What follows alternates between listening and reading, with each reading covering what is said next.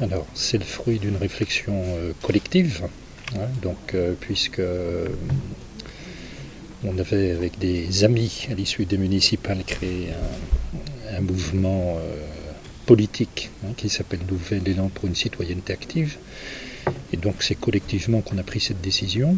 D'autre part, on a un certain nombre, dont je fais partie, à militer au sein de CAP 21, qui a pris cette décision aussi le 12 janvier. Et donc nous, le 16 janvier précisément, on a analysé le projet d'Emmanuel Macron et en quoi il pouvait ressembler à notre philosophie, à notre charte.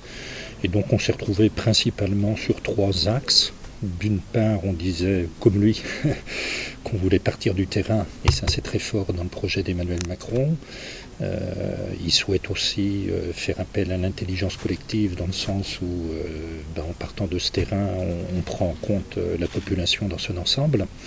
Et puis d'autre part aussi, il souhaite dépasser les clivages, et nous étions très à cheval là-dessus, sur cette période où il y a cette nécessité de dépasser les clivages habituels. Quand il évoque la suppression de 100 000 postes de fonctionnaires, c'est quelque chose que vous approuvez ? Personnellement, je pense qu'il faut maintenir le plus de fonctionnaires possible et